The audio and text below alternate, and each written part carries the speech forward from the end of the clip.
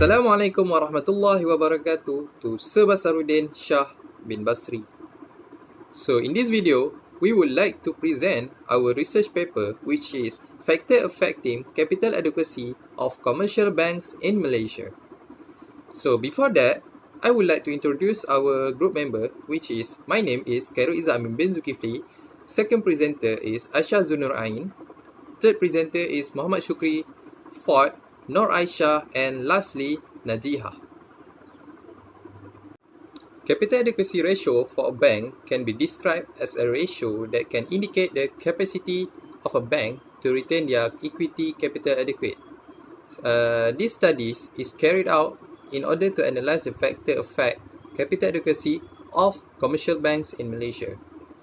So the factors in the study are return on asset, liquidity, return on equity, leverage, and credit risk. So the duration of the data is 10 years between 2010 until 2019, and we're focusing on 10 local banks in Malaysia, which is HSBC Bank Malaysia Berhad, Afin Bank Berhad, RHB Bank Berhad, CIMB Bank, Public Bank Berhad, Hong Leong Bank, OCBC, Maybank, Citibank, and M-Bank. The problem started when financial crisis in the year 2020 involving financial instability, so BNM stress test and simultaneously give impact to banks' earning over the 4 years up to 2021. The impact loan ratio in the year 2018 would rise to 5% compared to 1.5% in the end of year 2017. Household loan would account for 34% to 38% on total capital losses.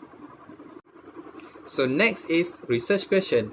Firstly, is there any relationship between return on asset to the capital adequacy? Secondly, liquidity towards the capital adequacy. And thirdly, return on equity towards the capital adequacy. Fourthly, leverage towards the capital adequacy. Fifth, credit risk towards the capital adequacy. And lastly, which are the factor has the most significant that may affect the capital adequacy of commercial banks in Malaysia. So, for the research objective is to analyze the relationship between the return on assets to the capital adequacy. Secondly, liquidity towards the capital adequacy. Thirdly, return on equity towards the capital adequacy. Fourth, leverage towards the capital adequacy.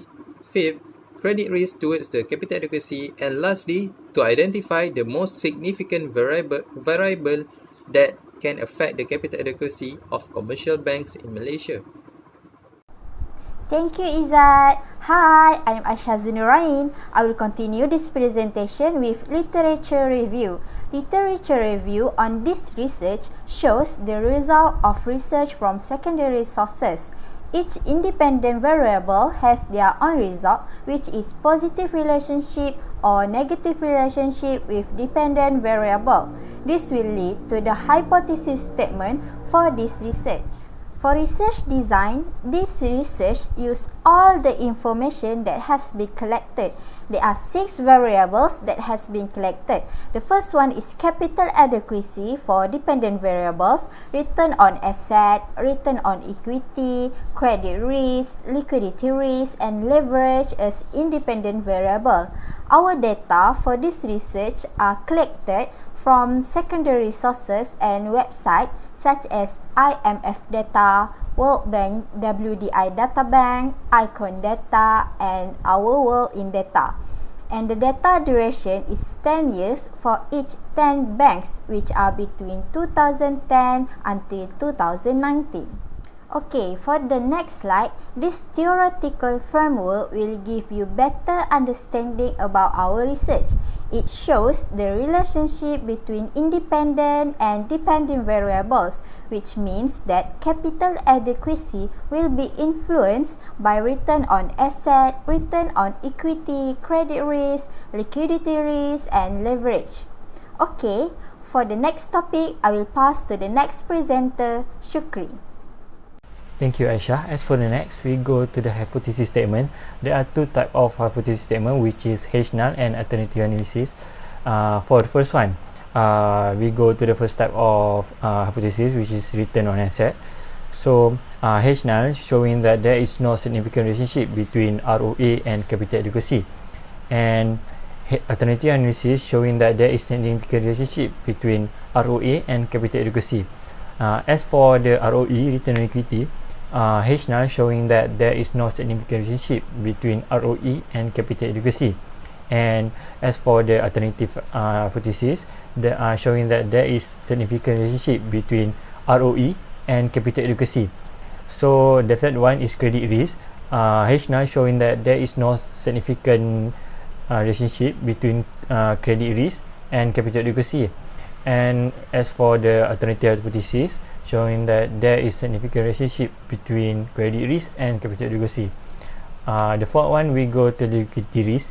H-null showing that there is no significant relationship between liquidity risk and capital adequacy. And for the alternative hypothesis, showing that there is significant relationship between liquidity risk and capital adequacy. Lastly, leverage. H-null showing that there is no significant relationship between leverage and capital adequacy. And alternative, as for the alternative analysis, showing that there is significant relationship between leverage and capital adequacy. So we go to the next topic, which is data analysis. Okay, there are many types of data analysis. Okay, the first one, descriptive analysis. Descriptive analysis is most known as descriptive statistics and are used to describe the basic feature of data, and including minimum, maximum, mean, standard deviation, skewness, and kurtosis. So as you can see the table on the slide, the table is for descriptive analysis, and I will conclude the result from the descriptive analysis. So the highest mean for descriptive analysis is leverage, which is 0.8, and the lowest mean is ROA, return on asset, which is 0.01, and second one is median. The highest median is also leverage, amounted to 0.9, and the lowest median is ROA, which is 0.01. So we go to the maximum. The highest of maximum value is liquidity risk, which is 0.96, and the lowest maximum value is 0.02. So the fourth one, we go to the minimum. Okay, the highest minimum value in descriptive analysis is go to the liquidity risk, which is amounted to 0.51, and the lowest minimum value of descriptive analysis is go to ROA, which is amounted to 0.05. So we go to the standard deviations. The highest standard deviation is credit risk, which is 0.06, and the lowest standard deviation is 0.02, which is ROA, return on asset. So as for the skewness, the maximum value of skewness is 1.08, which is capital adequacy, and the lowest skewness is leverage, which is -6. And lastly, kurtosis. The maximum value of kurtosis is 43.2, which is leverage, and the lowest kurtosis is return on equity, which is amounted to 2.97. Okay, that's all for the descriptive analysis. Let's go to the next analysis. Thank you, Syukri. So next, I want to present about the correlation analysis. Correlation analysis is changes between the dependent variables and independent variables. So from the correlation analysis, we can see that the ROA and ROE have shown the strong negative correlation with the capital adequacies. We can see that the value of ROA and ROE is close to the -1. We can see that they have a weak negative correlation with the capital adequacies. Other than that, credit risk, leverage, and liquidity risk have a strong positive correlations with the capital adequacy, which the value is close to the +1. Therefore, we can see that they have a strong positive correlation with the capital adequacy. Moreover, liquidity risk and ROE have important relationship with the capital adequacy because the probability value is smaller than 0.05 significance. Therefore, liquidity and ROE have a significant relationship with the capital adequacy. So next is about the normality test. So the purpose of the normality test is to define the error term distributions. So if the probability value of Jagdbera has the magnitude of more than 5%, the normality evaluation hypothesis is as follows, which is the null hypothesis is error terms that normally been distributed, and alternative hypothesis is not normally distributed. So we can see that the value of Jagdbera and the relative probability values, we can see that the probability value is less than 5%, which is significant levels. So the null hypothesis is failed to be rejected. So this is mean that the data show is normally distributed. So the value of skewness in this research have shown that the meaning of distribution probability is positive and it predicts a longer real tails for the distributions. Next, the value of the kurtosis, it shows that the distribution is flat compared to the normal. So therefore, the research is normally distributed because the result of probability and the distribution channels is positive and it's flat compared to the normal. Hi, my name is NAJIIHAH binti KAMARAZAMAN. So the regression analysis is used to evaluate the relationship between more than two variables and to decide whether the independent variable can explain the dependent variable effect. The F statistic value is 5.307 based on the table above, and the F statistic is 0.002. The null hypothesis must be therefore rejected because the value has a significant level of less than 5%. R squared is 0.2201, means that the variance in the company return at asset can be explained by the variation of independent variables. The table shows that the ROA coefficient is 1.79, means that the null hypothesis has to be discarded as a result. Changes in ROA will lead to significant impact on capital adequacy. It shows that ROE coefficient value is negative 0.257, means that the null hypothesis is dismissed because changes in ROE doesn't lead to negligible effect on capital adequacy. The liquidity risk coefficient value is 0.0015. The changes in the liquidity risk will lead to negligible effect on capital adequacy. The leverage coefficient value is 0.0015. The null hypothesis is not dismissed because changes in the liquidity risk will lead to negligible effect on capital adequacy. Lastly, the credit risk shows that the leverage coefficient value is 0.08. The null hypothesis will be dismissed because changes in the liquidity risk will lead to not negligible effect on capital adequacy.